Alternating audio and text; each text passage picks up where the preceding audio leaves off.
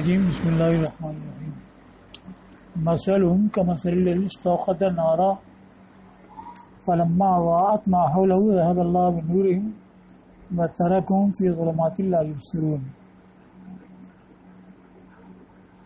اضاء لازم بھی ہوتا ہے، متعدی بھی ہوتا ہے، یعنی روشن کرنا، روشن ہونا۔ تو یہاں پر اضاء متعدی لے کر کے معنی یہ ہوگا کہ جب آگ نے اس کے یعنی مستوقد کے ارد گرد کو روشن کر دیا، تو اس میں ضمیر ہے کہ فاعل ہوگی، ما حولہ یہ مفعول بہی ہوگا، اسی کو پہلے ذکر کیا ہے۔ این نارو ما حول المستوقد، یعنی آگ نے مستوقد کے ارد گرد کو روشن کر دیا۔ اگر اضاء کو متعدی ٹھہراؤ ورنہ یعنی اگر لازم مانے تو اضاءت معلوم کا مطلب اس کا ارد گرد روشن ہو گیا۔ اب اس پر یہ سوال ہوتا ہے کہ ماں تو مذکر ہے، اس کے لیے اطاعت بھی کیسے ہوگا؟ اضاء ہونا چاہیے۔ تو اس کو کہا کہ ماں سے مراد ہے اشیاء اور اماکن۔ اشیاء اماکن ہونے کے لحاظ سے، کیونکہ مجھ سے مراد اشیاء اماکن، تو اشیاء اماکن کے لحاظ سے اضاءت مؤنث آیا، یعنی اس کے ارد گرد، اس کا ارد گرد یعنی ارد گرد کی جگہ چیزیں روشن ہو گئیں۔ اس کو کہا وَإِلَّا، یعنی اگر متعدی نہ قرار دے تو ممکن ہے کہ یہ مسند ہو ماں کی طرف، یعنی ماں اس کا فاعل ہو۔ اب اضاءت کی تانیث، تو تانیث اس لیے کہ اس کے ارد گرد اشیاء اور اماکن بہت سی چیزیں جگہیں ہیں، تو ان کے لحاظ سے مؤنث آیا۔ دوسرا احتمال یہ کہ اضاءت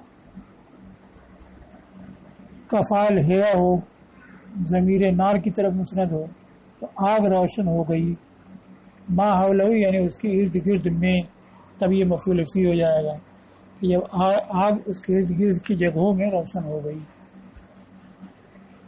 تو یا یہ ہے کہ یہ مسند ہو ضمیر نار کی طرف، اور ما موصولہ ہے امکنہ کے معنی میں، یعنی ارد گرد کی جگہیں۔ جب آگ روشن ہو گئی اس میں یعنی ان جگہوں میں جو اس کے گرد ہیں، تو یہ ما منصوب ہوگا ظرف ہونے کی وجہ سے، اور جب خود یہ فاعل ہو تو فاعل ہونے کی وجہ سے مرفوع ہوگا، اور یہاں النار کی ضمیر جب فاعل ہوگی تو ما یہ مفعول فی ہونے کی وجہ سے منصوب ہوگا۔ تیسری یہ بتایا کہ یہ مزید ہو، ما زائد ہو، اور حولہ یہ مفعول فی ہو، یہ ظرف بنے، یعنی اضاءت النار حولہ، جب آگ اس کے ارد گرد میں روشن ہو گئی۔ لیکن اس پر کلام کیا گیا ہے کہ ما زائدہ ایسی جگہوں میں نہیں آتا ہے، نحویوں نے جن مقامات کا شمار کیا ہے جہاں جہاں ما زائدہ آتا ہے اس میں یہ نہیں۔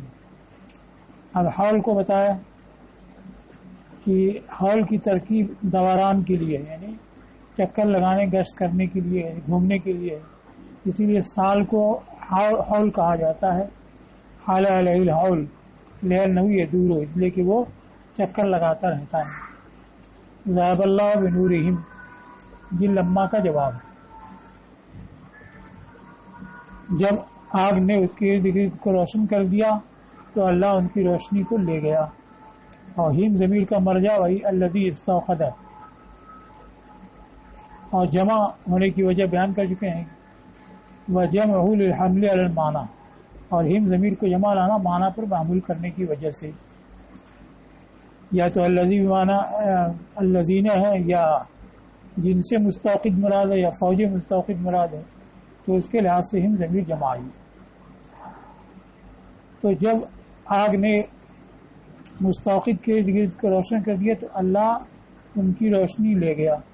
تو یہاں ہونا چاہیے کہ اللہ ان کی آگ کو لے گیا، ذهب اللہ بنارہم، تو بنارہم کی جگہ بنورہم کیوں آیا؟ تو اس کی وجہ بیان کی، اس لیے کہ مقصود روشنی ہی تھی، کیونکہ تاریکی میں انہوں نے آگ جلائی تھی تاکہ کچھ روشنی ہو، تو کچھ روشنی ہوئی، پھر اللہ نے ان کی روشنی ختم کر دی، تو روشنی ان کا مقصود تھی۔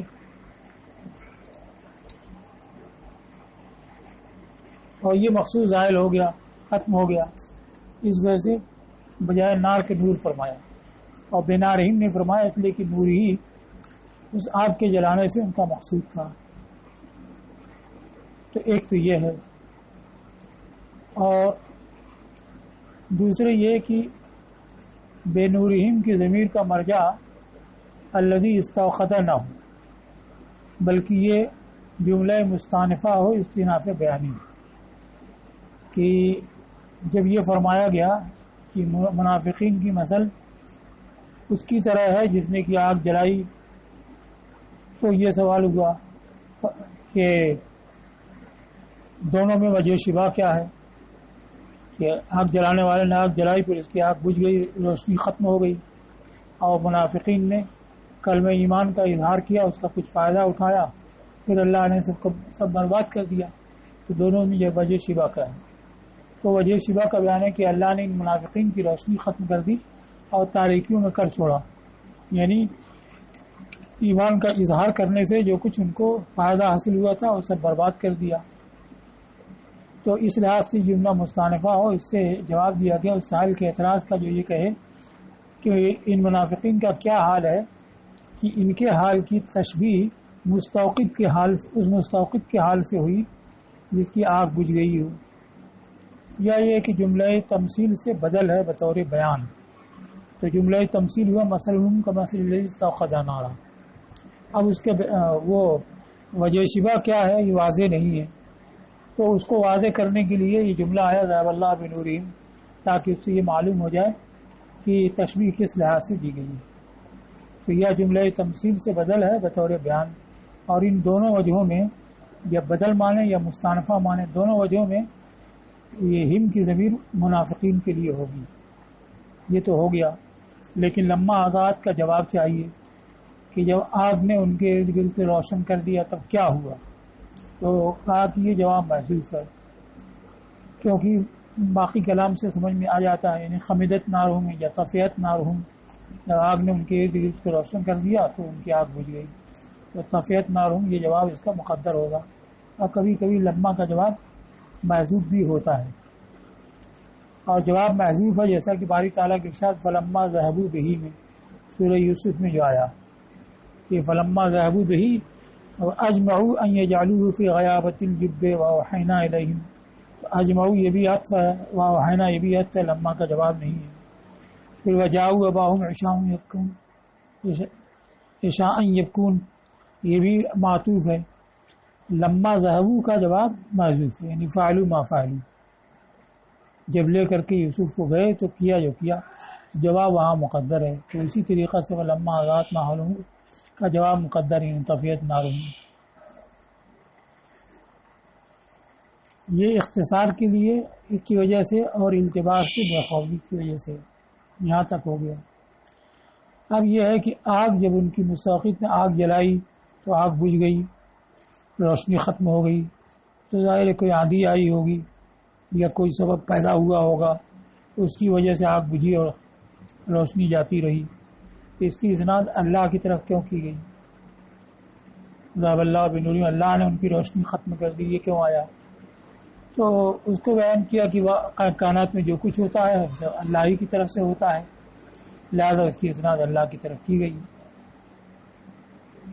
تو اظہار یعنی روشنی کو لے جانے اور ختم کرنے کی نسبت اللہ کی طرف ہوئی، یا تو اس وجہ سے کہ سب اسی کے فعل سے ہوتا ہے ایک، یا یہ ہے کہ یہ بجھانا حاصل ہوا کسی پوشیدہ سبب کی وجہ سے، نامعلوم سبب کی وجہ سے، اور جب کسی چیز کا سبب نہیں معلوم ہوتا ہے تو نسبت اللہ کی طرف کر دی جاتی ہے، کیونکہ اللہ کے ارادے و قدرتی سے سب کچھ واقع ہوتا ہے، یا کسی امر سماوی کی وجہ سے، جیسے کہ آندھی یا بارش۔ آندھی بارش میں انسانی دخل نہیں مانا جاتا ہے، بلکہ یہ اللہ ہی کی طرف سے ہوتی ہے، تو اگر یہ امور سماویہ میں سے ہے اور امور سماویہ بندوں کے دخل کے بغیر ہوتے ہیں، اس لیے اس کی اسناد اللہ کی طرف کی جاتی ہے۔ تو فرمائے گا کہ اللہ نے ان کی روشنی ختم کر دی۔ تین ہو گیا، یا تو اس لیے کہ سب اللہ ہی کی طرف سے ہوتا ہے، یا اس لیے کہ کسی سبب خفی سے ہوا، تو جب نامعلوم سبب ہوتا ہے تو اللہ کی طرف نسبت کی جاتی ہے، یا امر سماوی سے ہوا تو اللہ کی طرف نسبت کر دی گئی، یا مبالغہ کے لیے کہ اگرچہ کوئی سبب ظاہر ہے، مثلا آندھی سے روشنی ختم ہوئی ہے، لیکن اس کی مبالغہ کے لیے اللہ کی طرف نسبت کی. مبالغہ کیسے کہ سبب جتنا ہی قوی ہوگا تو مسبب بھی اتنا ہی قوی ہوگا, فعل بھی اتنا ہی, فاعل جیسا ہی جتنا قوی ہوگا فعل بھی قوی ہوگا. تو ظاہر ہے کہ اللہ سے قوی تر کوئی بھی نہیں ہے. تو اللہ نے جس کو ختم کیا ہے تو اس کو لوٹانے والا کوئی نہیں. تو اس کے اظہار کے لیے کہ اللہ نے ختم کیا ہے اور اس کی واپسی کی کوئی سبیل نہیں ہے, اس کے لیے اللہ کی طرف نسبت کی گئی. اب اس کی تائید میں کئی باتیں ذکر کی ہیں. ایک تو یہ ہے کہ اذہبہ نہیں آیا, اذہبہ نورہم نہیں آیا بلکہ ذہبہ بنورہم آیا, کیونکہ اذہبہ بہی میں اور یہ ذہبہ بہی میں اور اذہبہ میں معنی تو ایک ہی ہوتا ہے. ذہبہ بہی اس کو لے گیا, اذہبہ اس کو لے گیا, لیکن دونوں میں فرق ہے کہ بہی میں با ہے الساق والا, تو اس کا مطلب ہوتا ہے کہ ہاتھ میں تھام کر کے پکڑ کر کے لے گیا, جیسے ذہبہ بالکتاب تو کتاب کو تھامے ہوئے پکڑے ہوئے لے گیا, یہ مفہوم اس میں ہوتا ہے. اذہبہ متاعہ اپنا سامان لے گیا, تو کوئی ضروری نہیں کہ ہاتھی میں لے گیا اور کسی واسطے سے ذریعے سے لے گیا ہو تو بھی اذہبہ کہا جاتا ہے. تو اذہبہ یہ عام ہے, یعنی اپنے ہاتھ میں لے گیا تو بھی اذہبہ ہو جائے گا, اور کسی واسطے سے ہو تب بھی اذہبہ ہوگا. لیکن ذہبہ بھی تو با جو ہے چونکہ مصاحبت اور الساق کو بتاتا ہے تو یہ اسی وقت کہا جائے گا جب کہ تھامے ہو, پکڑے ہو اور لے جائے. تو اب ذہبہ بھی یہاں پر آیا ہے, تو اب پکڑ کر کے کسی چیز کو لے جانا جب ہوگا تو وہ لے جانا بہت قوی ہوگا. تو اس میں جو اللہ کی طرف اسناد کرنے میں جو قوت پائی جا رہی ہے وہ اور اس کا قوی ہونا ظاہر ہوگا, اس لیے بجائے اذہبہ کے بے نورہم آیا. تیسرا کہ بے غوہم نہیں فرمایا بلکہ بے نورہم فرمایا. تو حالانکہ اضاء سے مستفاد ہے ضو, تو اس کے مطابق کیا تھا ذہبہ بے غوہم, لیکن بے نورہم فرمایا, اس لیے کہ نور میں اور ضو میں فرق ہے. کہ نور اصل روشنی کو کہتے ہیں, جیسے جگنو میں روشنی ہوتی ہے مگر اس روشنی سے کسی چیز کو دیکھا نہیں جا سکتا ہے, اپنی انگلی بھی نظر نہیں آئے گی. اور ضو جو ہے جیسے چراغ کی روشنی ہوتی ہے کہ اس سے خود چراغ کا اپنا نور جو ہے وہ ظاہر ہوگا ہی, اور پھر اس میں اس سے ضیاء جو ہے وہ پھیلی ہوئی شعاع کو کہتے ہیں, شعاع منبسط کو. تو اس سے جو پھیلی ہوئی شعاع ہوتی ہے اس سے دوسری چیزیں ظاہر ہوتی ہیں اور ان کو دیکھنا ممکن ہوتا ہے. اسی لیے جعل الشمس ضیاء والقمر نورا فرمایا کہ سورج کی جو روشنی ہے وہ ایک پھیلی ہوئی شعاع ہوتی ہے جس سے کہ ساری چیزیں ظاہر ہو جاتی ہیں, ان کو دیکھا جا سکتا ہے, اور قمر میں محض نور ہوتا ہے. تو یہ ظاہر کرنا ہے کہ اصل روشنی ہی بالکل ختم ہو گئی, یہ نہیں کہ روشنی تو باقی رہی اور پھیلی ہوئی شعاع جو تھی وہ ختم کر دی گئی. اب بے ضوہم ہوتا تو یہ سمجھا جا سکتا تھا کہ اصل نور باقی رہا اور پھیلی ہوئی شعاع وہ ختم ہو گئی, تو یہ کئی طرح سے مبالغہ ہوا. تو مطلب یہ ہے کہ وہ ختم کرنا بہت ہی قوی سبب سے ہوا, کہ فاعل قوی نے اس کو ختم کیا, اللہ نے ختم کیا ہے, لہذا اس کی واپسی کوئی امید نہیں. اور گرفت میں لے کر کے قوت کے ساتھ ختم کرنا اور اصل روشنی کو برباد کر دینا, یہ سب مبالغہ کے لیے ہے. یا یہ کہ اللہ کی طرف مبالغہ کے لیے ولذالک, اور اسی مبالغہ کے لیے فعل کو با کے ساتھ متعدی کیا گیا, حمزہ کے ساتھ نہیں, یعنی اذہبہ نہیں آیا, ذہبہ بھی آیا. لما فیہا, اس لیے کہ با کے ساتھ متعدی کرنے میں استصحاب اور استمساک ساتھ میں رکھنے اور گرفت میں لینے کا پکڑے ہونے کا معنی پایا جاتا ہے. کہا جاتا ہے ذهب سلطان بمالہ, سلطان اس کے مال کو لے گیا جبکہ اس کو لے لے اور برباد کر دے. وما اخذه الله امسكه فلا مرسل له, اب ذهب اللہ بنورہم ہے تو گیا کہ اللہ نے لے کر کے ختم کر دیا, تو جس کو اللہ نے لے لیا اور روک لیا تو پھر اس کو کوئی چھڑانے والا نہیں ہے. اور اسی مبالغہ کے لیے عدول ہوا ضو سے, جو کہ لفظ کا مقتضا تھا, ذا کا مقتضا ضو, اس سے عدول ہوا نور کی طرف, کیونکہ اگر کہا جاتا ہے ظاہر اللہ بغوہم تو یہ مطلب ہوتا کہ پھیلی ہوئی شعاع ختم ہو گئی اور اصل روشنی باقی رہی. تو احتمل ذهابه بما فی الضوء من الزیادہ و بقاء ما یسمى نورا, تو اگر کہا جاتا ہے کہ اللہ نے ان کی ضو ختم کر دی تو احتمال ہوتا اس کو ختم کرنے کا جو ضو میں زیادتی ہوتی ہے کہ اصل نور سے پھیلی ہوئی شعاع جو ہوتی ہے اس کو ضو کہا جاتا ہے، تو پھیلی ہوئی شعاع ختم ہو گئی، اصل نور باقی رہا، تو اور احتمال ہوتا ہے اس کے باقی رہنے کا جس کو نور کہا جاتا ہے۔ مقصد کیا ہے؟ ان سے روشنی کو بالکلیہ ہی زائل کر دینا۔ یہ مقصود کیوں ہے؟ اس کی تنویر میں کہا اعلیٰ طرح، کیا دیکھتے نہیں کہ کیسے اس کی تقریر اور تاکید فرمائی اپنے ارشاد وَتَرَكَهُمْ فِي ظُلُمَاتِ اللَّهِ يُبْصِرُونَ سے، کہ ان کو ایسی تاریکیوں میں کر چھوڑا کہ کچھ سجائی نہیں دیتا، وہ کچھ دیکھتے نہیں۔ تو ظلمت کا ذکر کیا، اور ظلمت کیا؟ عدم النور، روشنی کا نہ ہونا، وانطماسہ بالکلیہ، تمسہ محا ہو، اور انتمس امہا مٹ جانا۔ تو ظلمت جو کہ روشنی کا نہ ہونا اور اس کا بالکل ہی مٹ جانا ہے، اور خالی ظلمت ہی نہیں، ظلمات ہے، اس کو ظلمات نکرہ ہے، تو اس کو نکرہ رکھا اور اس کو موصوف کیا اس بات سے کہ وہ ایسی خالص تاریکی ہے کہ لا یتراءی فیہا شبحان، شب کہتے ہیں ڈھانچہ کو، شخص کو، لا یبصرون جو صفت میں آیا کہ ایسی تاریکیوں میں کر چھوڑا کہ کچھ دیکھتے ہی نہیں۔ تو ایسی سخت تاریکی ہے کہ اس میں دو ڈھانچے ایک دوسرے کو دیکھتے نہیں، ترائی تفاعل سے ایک دوسرے کو دیکھنا، اور شب والا ڈھانچہ۔ تو اس سے ثابت ہوا کہ روشنی بالکلیہ ہی ختم کر دی ہے۔ تو ذہب اللہ بنورہم کا مطلب خالی یہ نہیں کہ ضوء ختم کر دی، بلکہ اصل روشنی زائل کر دی اور خالص تاریکی رہ گئی۔ یہاں تک ہو گیا۔ اب اس کے بعد لفظ ترکہ آیا ہے، ترکہم فی ظلمات، تو اس کو بتایا کہ ترکہ اصل میں تو چھوڑنے کے معنی ہوتا ہے، وہ متعدی بیک مفعول ہوتا ہے، ترکہ متاعہ، اپنا سامان چھوڑ دیا، لیکن ترکہ میں سیرہ کا معنی شامل ہو جاتا ہے، جیسے ترکہ میتا، اس کو مردہ کر چھوڑا، یعنی سیرہ میتا، تو اس وقت یہ متعدی و دو مفعول ہوتا ہے۔ تو یہاں جو ترکہ آیا ہے وہ وہی ہے جو متعدی و دو مفعول ہوتا ہے، پہلا مفعول ہم ہے، دوسرا مفعول فی ظلمات، یعنی ترکہم کائنین فی ظلمات، ان کو تاریکیوں میں ہونے والا کر دیا، تو اس میں سیرہ کرنے کا معنی شامل ہے۔ تو ترکہ اصل میں طرح اور خلا کے معنی میں ہوتا ہے، ڈال دیا، چھوڑ دیا، اور اس کا ایک ہی مفعول ہوتا ہے، تو سیرہ کا معنی شامل کیا۔ تو اب یہ افعال قلوب کے قائم مقام ہو گیا کہ دو مفعول کو چاہتا ہے، اور جیسے افعال قلوب ہوتے ہیں جملہ اسمیہ پہ داخل ہوتا ہے، ایک مدعا ہوتا ہے اور ایک خبر ہوتی ہے، اور پھر اس کے بعد ایک مفعول اول ہوتا ہے، ایک مفعول ثانی ہوتا ہے، تو یہ دو مفعول کا مقتضی ہو جاتا ہے، تو ویسے یہاں بھی ہے۔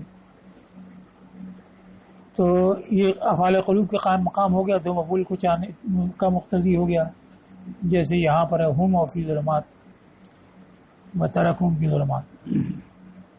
اب اس میں کوئی کہہ سکتا ہے کہ ترکہم فی ظلمات جو ہے دو مفعول نہیں ہے، ہم مفعول اول اور فی ظلمات حال ہے، یعنی کائنین فی ظلمات وہ کر کے حال ہو جائے گا۔ تو ایک دوسری مثال پیش کی ہے جس میں کہ حال ہونے کا احتمال نہیں ہے، تو یہ پیش کیا ہے شاعر کا قول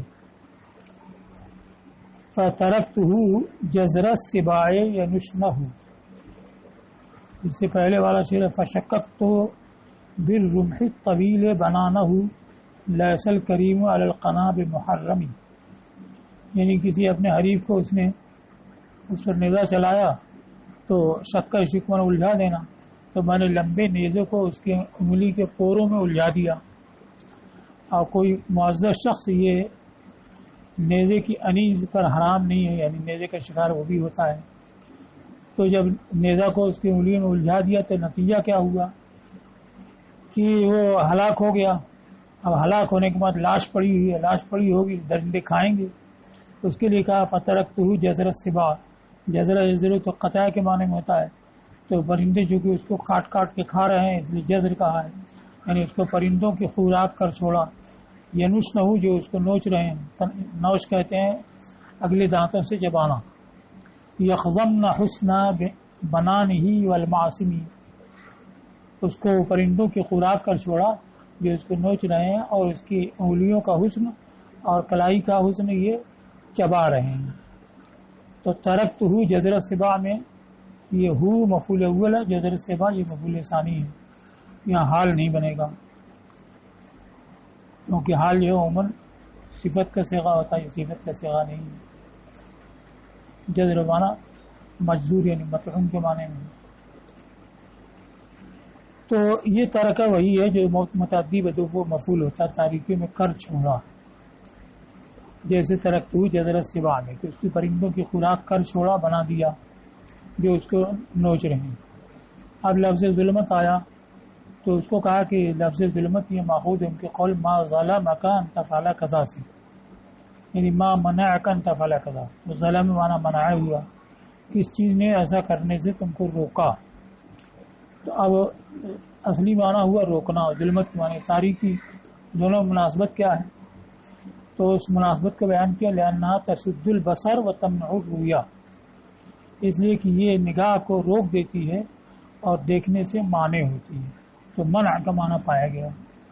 اب جو ظلمات جمع آیا تو اگر ظلمات یہ ضمیر سب منافقین کے لیے ہے کہ ان منافقین کی روشنی ختم کر دی اور تاریکیوں میں کھر چھوڑا، تو ان کی تاریکیاں جو جمع کے ساتھ ساتھ مذکور تاریکیاں کیا ہیں؟ ایک تو کفر کی تاریکی، دوسرے نفاق کی تاریکی، تیسرے روز قیامت کی تاریکی، جس دن کی تم مومنین اور مومنات کو دیکھو گے کہ ان کا نور ان کے آگے اور دائیں دوڑتا ہوا ہوگا، تو اس دن ان کے لیے تاریکی ہوگی۔ تو یہ تین تاریکیاں ہوں گی۔ یا دنیا کے لحاظ سے فرمایا گیا کہ گمراہی کی تاریکی، یہاں غلال میں مبتلا ہیں، اور اللہ کی ناراضی کی تاریکی، اور پھر نتیجے میں عقاب دائمی کی تاریکی، تو یہ ہمیں تین ہو گیا۔ اور اگر مستوقدین کے لیے ہو کہ مستوقدین ناک جلائی تو اللہ نے ان کی روشنی ختم کر دی اور تاریکی میں کر چھوڑا، تو ظلمات سے مراد خالص اور تہ بتہ تاریکی، تہ بتہ ہونے کی وجہ سے گویا کہ ایک ہی تاریکی کئی ایک ہے، تو اس لحاظ سے ظلمات جمع آیا۔ تو تیسرے نمبر پہ یہ بیان کیا ہے یا مراد ظلمت شدیدہ، سخت تاریکی، گویا کہ وہ تہ بتہ کئی تاریکیاں ہیں۔ پھر جو آگے آیا لا یبصرون، دیکھتے نہیں ہیں، تو ابصرہ ابصار یہ متعدی ہے، مگر یہاں پر لازم کے درجے میں ہے۔ یہ مطلب نہیں ہے کہ فلاں چیز کو نہیں دیکھتے ہیں، فلاں چیز کو نہیں دیکھتے، بلکہ مراد ہے کہ سرے سے کچھ بھی سجائی نہیں دیتا ہے۔ تو لا یبصرون کا مفعول یہ متروک، ساقط و متروک کی قبیل سے ہے، گویا کہ فعل غیر متعدی ہے، یعنی کچھ بھی ان کو سجائی نہیں دیتا ہے۔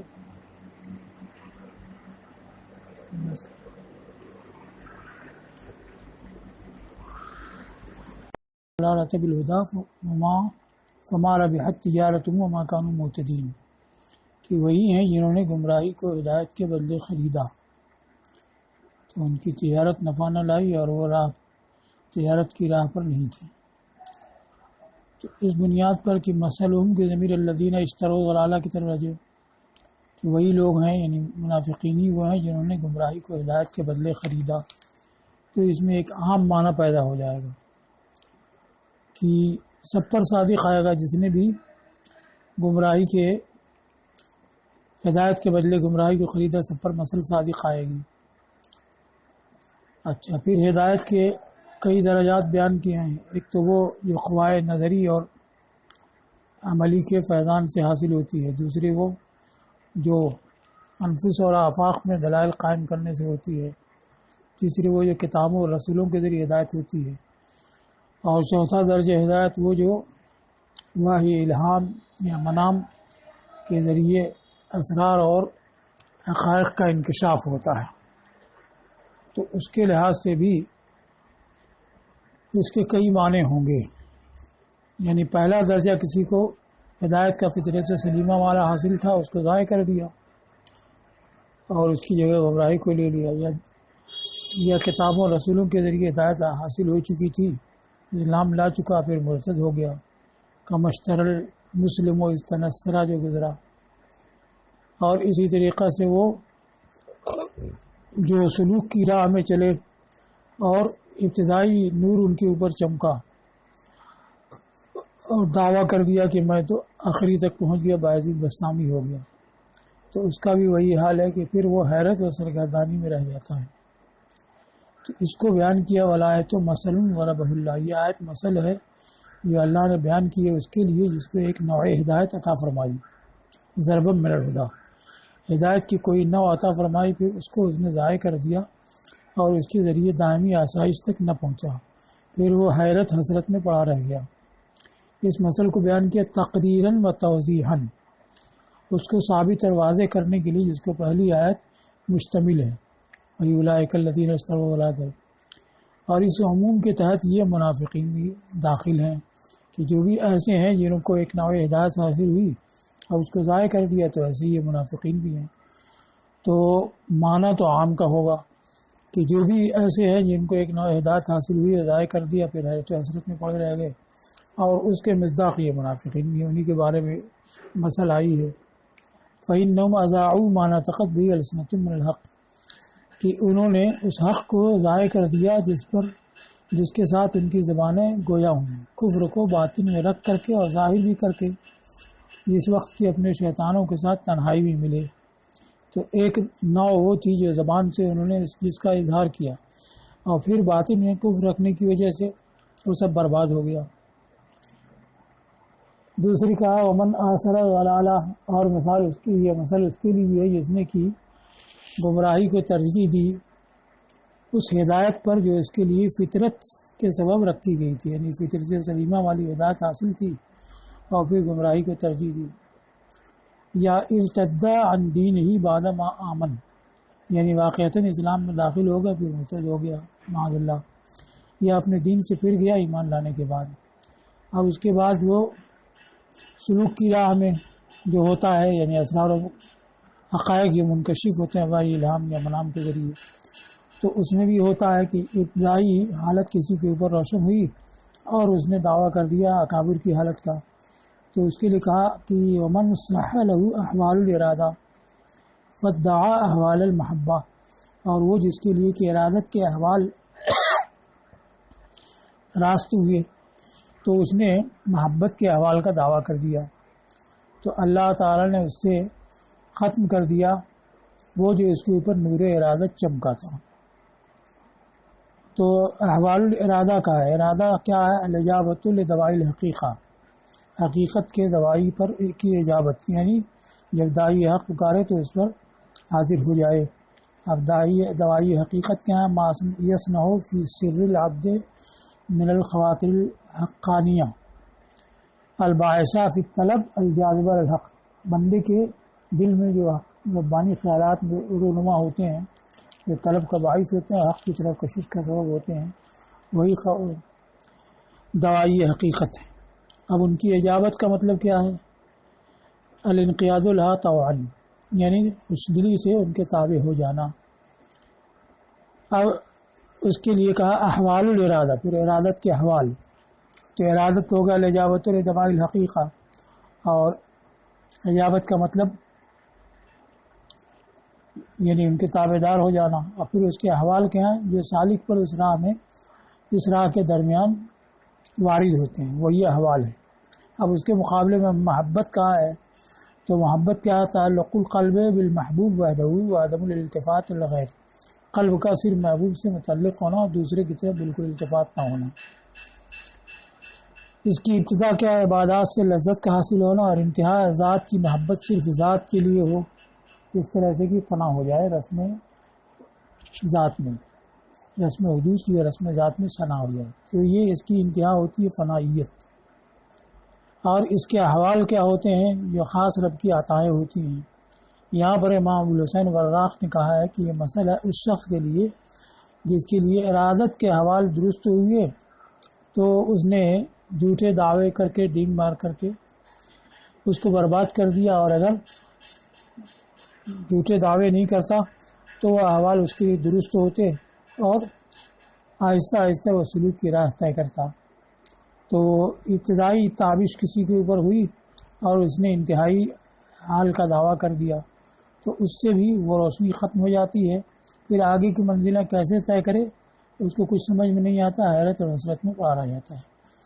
تو ہدایت کی چونکہ ایک درجہ وہ بھی ہے، تو اس کے لحاظ سے یہ بھی کہا گیا کہ مسئلہ اس کے لیے جس کے لیے کہ ارادت کے احوال صحیح ہوئے پھر اس نے محبت کے احوال کا دعویٰ کیا تو اللہ نے ختم کر دیا اس سے جو وہ جو نور ارادت اس پر چمکا تھا.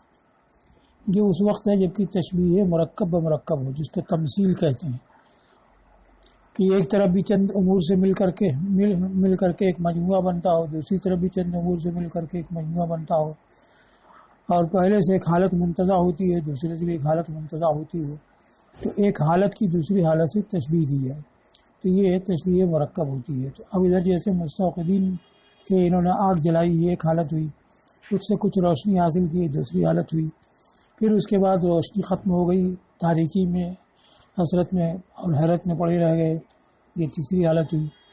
منافقین کی طرف بھی چند امور ہے کہ انہوں نے کلمہ ایمان کا اظہار کیا، اس کا کچھ فائدہ حاصل ہوا کہ دنیا میں ان کو غنیمت وغیرہ میں شریک کیا جاتا تھا اور مسلمانوں کے احکام ان پہ جاری کیے جاتے، اور پھر جیسے ہی وہ فوت ہوئے، ختم ہوئے، تو ساری چیزیں ختم ہو گئی اور عذاب ان کے سامنے آ گیا، حیرت و نفس میں رہ گئے. تو ایک مجموعے کی سے حالت جو منتزع ہوئی، اس کی تشبیہ، اس حالت کی تشبیہ دوسرے مجموعے سے جو حالت منتزع ہوئی اس سے، تو یہ تشبیہ مرکب ہوتی ہے. اور یہاں پر وجہ شبہ کیا ہوگی؟ ابتدا میں اس مقصود کی امید کا بننا، امید کا قوی ہونا، پھر اس کے بعد سب کچھ بالکل زائل ہو جانا. تو یہ دونوں طرف ہے، مستوقدین کی طرف بھی، منافقین کی طرف بھی. اور دوسری یہ کہ تشبیہ مفرق بنایا جائے.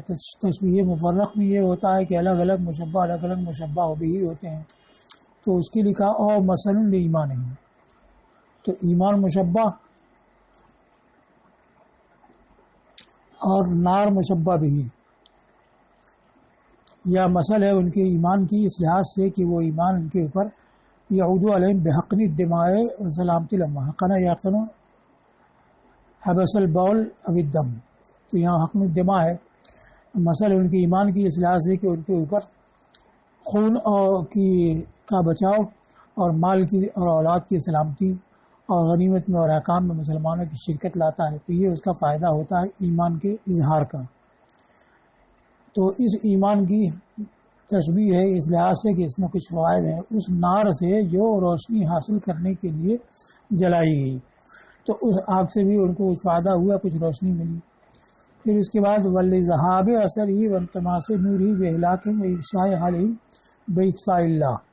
تو ذہاب اثری یہ مشبہ ہے، اطفاء یہ مشبہ بھی ہے. بِإِحْلَاقِهِمْ میں جو با ہے یہ سببیت کا ہے، یعنی اس کے اثر کے ختم ہو جانے، نور کے بالکل مٹ جانے کی تشبیہ، مٹ جانا ان کے ہلاک کرنے اور ان کا راز فاش کرنے کی وجہ سے، ان کا حال فاش کرنے کی وجہ سے.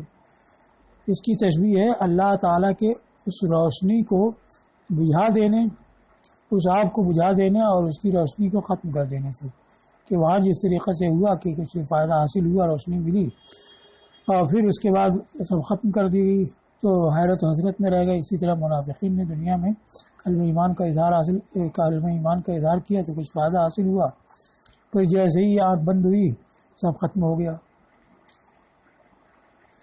تو یہ تشبیہ مفرق ہو جائے گی کہ ایک طرف ایمان کو مشبہ اور نار مقدر اس کو مشبہ بھی بنائیں، اور ایمان کا جو کچھ فائدہ اثر دنیا میں ظاہر ہوا تو وہ ختم ہو جانا اور آگ کا بجھ جانا یہ مشبہ بھی بنائیں.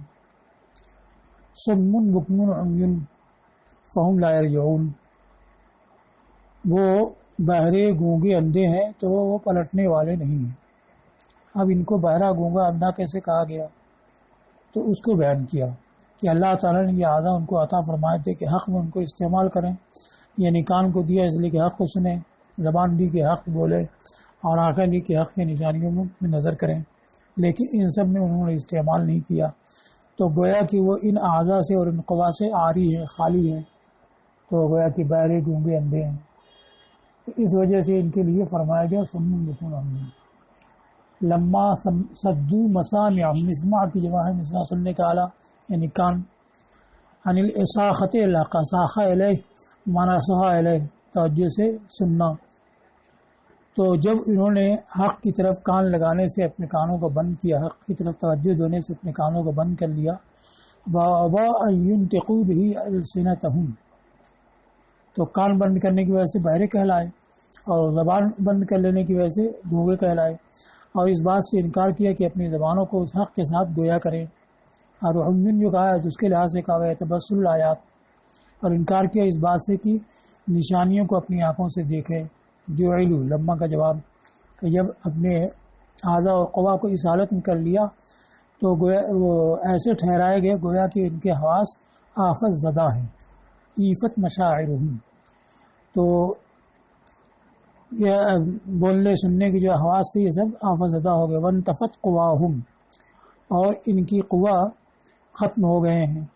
اس لحاظ سے جب قوا ختم ہو گئے تو سم مکن امون ان کے لیے فرمایا گیا. تو جب کوئی مقصد میں استعمال نہیں کرتا ہے کسی حادثہ کو یا کسی عضو کو تو گویا کہ اس سے عاری ہے. اسی مثال دی جیسے کہ شاعر نے کہا سم اذا سمعوا خیرا ذکرت به وان ذکرت بسوء عندهم اذن، یعنی ہم سمن کہ وہ بہرے ہیں جبکہ وہ کوئی بھلائی کی بات سنیں جس کے ساتھ میرا ذکر ہو تو میرے بھلائی کا ذکر ہو تو بہرے ہو جاتے ہیں. وَإِن ذُكِرْتُ بِسُوءٍ عِندَهُمْ أَذِنُوا، اذنا کان لگانا، غور سے سننا. اور اگر کسی برائی کے ساتھ ان کے پاس میرا ذکر کیا جائے تو خوب سنیں، توجہ سے سنیں. دوسرے شاعر نے کہا أَصَمُّ عَنِ الشَّيْءِ الَّذِي لَا أُرِيدُهُ وَأَسْمَعُ خَلْقِ اللَّهِ حِينَ أُرِيدُ. یہاں انا مقدر ہے نا اسم، اور اسم صفت کا صیغہ کہ میں بہرا ہوں اس سے جس کے سننے کا ارادہ نہ کروں. تو ناگوار بات جس کو سننا نہیں چاہتا ہوں تو اس سے بہرا ہو جاتا ہوں. اور خلق خدا میں سب سے زیادہ سننے والا ہوں جس وقت کی سننے کا ارادہ کروں. تو اسی طریقہ سے چونکہ انہوں نے حق کے سننے سے، بولنے سے، دیکھنے سے اپنے کو روک لیا تو بہرے گونگے اندھے قرار دیے گئے.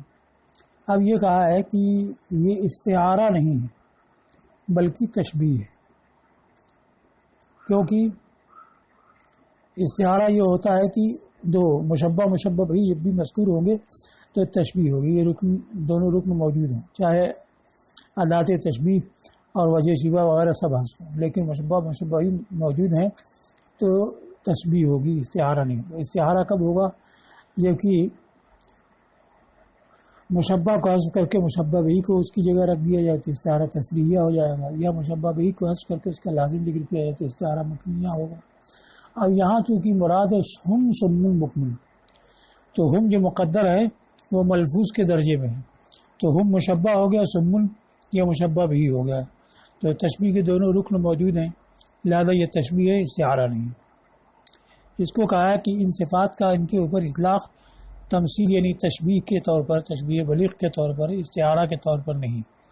اس لیے کہ استعارہ کی شرط یہ ہے کہ مستعار لہو کا ذکر طے کر دیا جائے اس طرح سے کہ کلام کو مستعار منہ پر محمول کرنا ممکن ہو. مستعار لہو یعنی مشبہ، اور مستعار منہ یعنی مشبہ بھی، کہ اس طرح سے ذکر کیا جائے کہ مشبہ بھی کو ہی سمجھ لیا جائے اگر قرینہ نہ ہو. لول قرینہ جیسے رہے تو اسدن، تو اب کوئی قرینہ ہے نہیں تو ہو سکتا ہے کہ اسد حقیقی مراد ہو، یعنی درندے کو میں نے دیکھا. ہاں کوئی قرینہ لا دیا جیسے رہے تو اسدن یرمی، میں نے تیر چلانے والے شیر کو دیکھا تو تیر چلانے والا انسانی ہوتا ہے، جنگل والا نہیں ہوتا ہے. تو یرمی کی وجہ سے متعین ہو گیا کہ یہ تشبیہ ہے. اور خالی اسدن ہو تو دونوں ہو سکتا ہے، اسد حقیقی بھی مراد ہو سکتا ہے اور تشبیہ والا بھی مراد ہو سکتا ہے. تو استعارہ کی شرط یہ ہے کہ مستعار لہو یعنی مشبہ کا ذکر طے کر دیا جائے اس طور سے کہ کلام کو مستعار من ہو یعنی مشبہ بھی پر معمول کرنا ممکن ہو اگر قرینہ نہ ہو. جیسے زہیر کا یہ قول لدا اسدن شاکی سلاح مقذف لہو لبدن اصفارہ لم تقلمی. یہ اصل میں زہیر ابن ابی سلمہ کے معلقہ میں ہے. بنی عبس اور بنی زبیان میں ایک زمانے تک جنگ چلتی رہی اور بہت سارے لوگ قتل ہوئے. پھر حارث ابن عوف اور حرم بن سنان نے دونوں قبیلوں میں صلح کرائی اس شرط پر کہ دونوں قبیلوں کو جتنے مقتول ہیں سب کی دیت یہ دونوں ادا کریں گے. تو دیت صبر اس پر راضی ہو گئے، سب مقتولوں کی دیت انہوں نے ادا کی اور جنگ بند ہو گئی. لیکن اسی دوران ایک شخص تھا حسین ابن زمزم، حسین ساتھ سے اور زمزم دو ذات سے، بیچ میں میم آخر میں میم۔ اس کا بھائی تھا حرم ابن زمزم، تو حرم ابن زمزم کو بنی ابس کے ایک شخص نے ورد ابن حابس ابسی نے قتل کر دیا تھا۔ تو یہ صلح کے موقع سے غائب ہو گیا، اور اس نے قسم کھا رکھی تھی کہ جب تک کہ میں حرم ورد ابن حابس کو نہیں قتل کروں گا، یا وہ بنی غالب بنی زبیان کی شاخ تھی یا بنی عبس کی شاخ تھی بنی غالب، یا بنی غالب کی کسی فرد کو نہیں قتل کر لوں گا تب تک سر نہیں دھوؤں گا، سر میں تیل نہیں لگاؤں گا، یہ نہیں کروں گا انہیں۔ تو اب وہ صلح کے موقع سے غائب ہو گیا۔ اب انتظار میں رہا کہ کوئی موقع ایسا ملے کہ میں ورد کو یا اس کے قبیلے کے کسی شخص کو قتل کروں۔ تو عرصہ ایسے ہی گزر گیا۔ اتفاق سے اس رات کو اس کے یہاں کوئی مہمان آیا، اس نے پوچھا کہ تم کس قبیلے کے ہو؟ تو اس نے کہا کہ بنی عبس سے ہوں۔ کہا کس شاخ کے؟ تو کہا بنی غالب کا۔ تو فوراً اس کو قتل کر دیا۔ اسی کو کہا ہے فشد ولم یشجع بیوتا کثیرۃ لدا حیث القت رحلہا ام قشعمی، تو اس نے حملہ کیا اور بہت زیادہ گھروں کو خوفزدہ نہیں کیا، جہاں کی ام قشعم یعنی موت نے ڈیرا ڈال رکھا تھا۔ اس کے بعد والا یہ شعر لدا اسدن شاکس سلاح مقذفین، ایک ایسے شعر کے پاس جو ہتھیار بند ہے۔ مقذف کا دو معنی ہے، مقذف باللام گوشت پھینکنے والا یعنی بہت فربا مضبوط ہو، مقذف فی الحروب قذف اس میں ڈالنا پھینکنا جو جنگوں میں بہت ڈالا جاتا ہو، تو مقذف باللحم ہو تو یہ شعر کے لیے بھی ہو سکتا ہے کہ بہت پرگوشت اور فربا تھا، اور مقذف فی الحروب ہو یہ انسانی کے لیے ہوگا جو لڑائیوں میں بہت ڈالا جاتا تھا۔ لہو لبدن، اس کے لبدا کی جمع ہے لبد، لبدا کہتے ہیں اس شیر کی گردن پر جو گھنگھریالے بال ہوتے ہیں۔ اظفار ہو لم تقلمی، اس کے ناخن تراشے نہیں گئے ہیں، تو شیر کے ناخن تو تراشے جاتے نہیں ہیں۔ تو اب یہ جو کہا ہے کہ ایسے شیر کے پاس جو ایسے وصف کا حامل تھا، تو یہ شیر سے حقیقی بھی مراد لے سکتے ہیں، اگر یہ قرینہ نہ ہوتا کہ یہ حسین ابن زمزم کے بارے میں اشعار کہہ رہا ہے۔ اس سے پہلے والے اشعار میں اس کا ذکر موجود ہے، لنعم الحی جر علیہم بما لا یواتیہم حسین ابن زمزمی، پھر باقی اشعار اسی کے بارے میں کہا ہے۔ تو اگر یہ قرینہ نہ ہوتا تو اسد حقیقی پر بھی محمول ہو سکتا تھا۔ اب اس میں خوبی یہ ہے اس شعر میں کہ اب اسد کی صفت میں شاکس صلاح، مقذف، لہو لبد، اظفار لم تقلمی، یہ چار وصف ذکر کیے ہیں۔ یہ سب ترشیح بھی ہو سکتے ہیں، یعنی اسد حقیقی کی صفت ہتھیار بند ہے، یعنی پنجے ناخن اس کو اس کے تیز ہے۔ اب مقذف سے مراد مقذف باللہ یعنی بہت گوشت پھینکنے والا، بہت فربا مضبوط ہے۔ لہو لبدن تو یہ تو حقیقتاً ہوتا ہی ہے، شیر کی گردن کے پاس گھنگریالے بال ہوتے ہیں۔ اظفار لم تقلم، یہ بھی شیر میں ہوتا ہے، ناخن تو اس کا کبھی کٹتا نہیں ہے، تو یہ اسد حقیقی پر محمول ہو سکتا ہے۔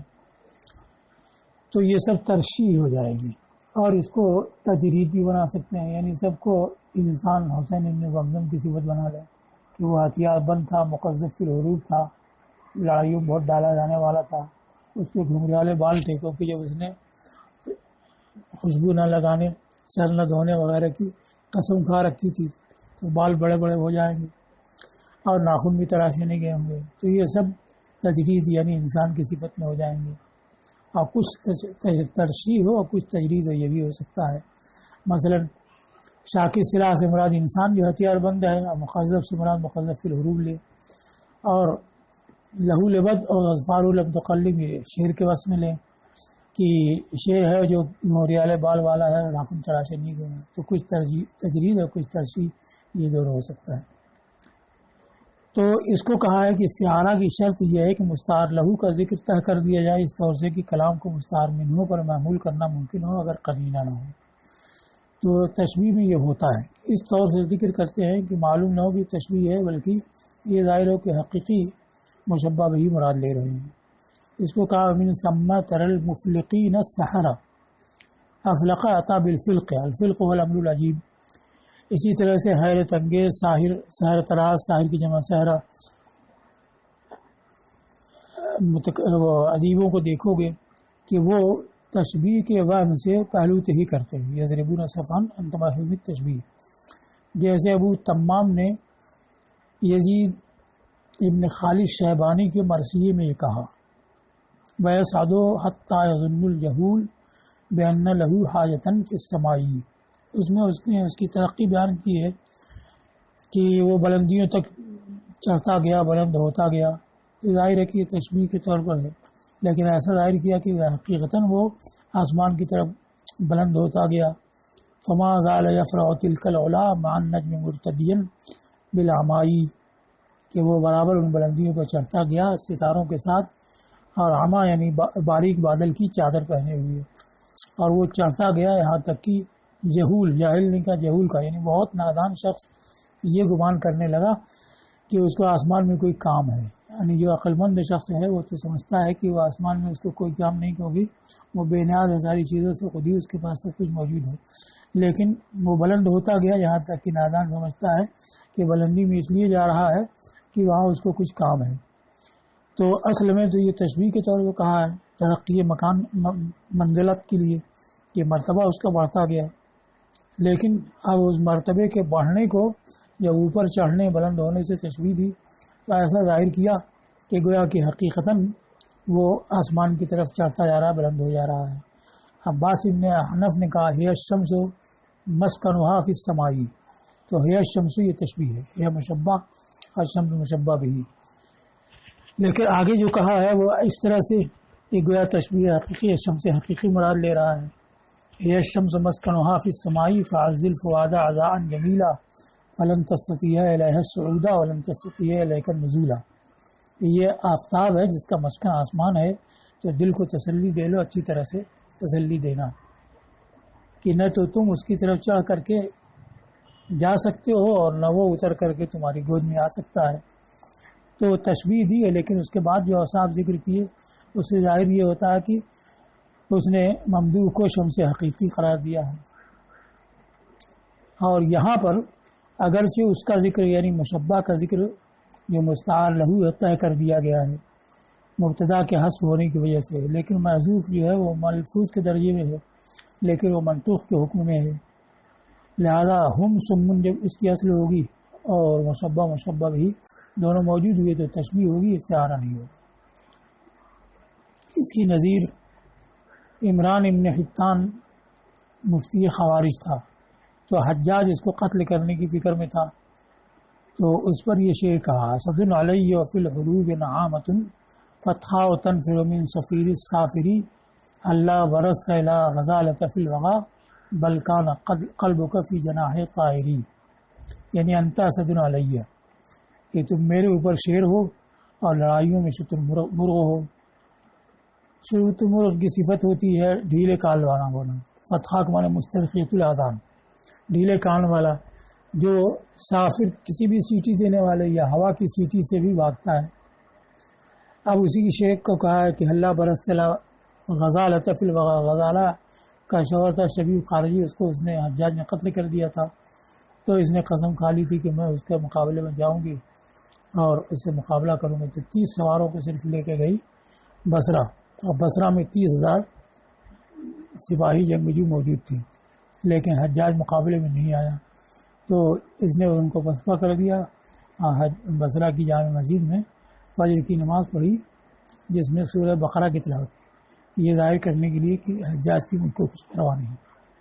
اس کو کہا کہ غزالہ کی جانب مقابلے میں جنگ میں کیوں نہیں آئے، بلکہ تمہارا دل تو ایک پرندے کے بازیوں میں تھا، یعنی وہی پرندہ شتر مرغ جو بہت بزدل ہوتا ہے۔ تو یہاں بھی اسد علیہ فی الحروب نعامۃ کہا ہے، لیکن مبتدا مقدر ہے انت اسد، لہذا یہ تشبیہ ہے، استعارہ نہیں۔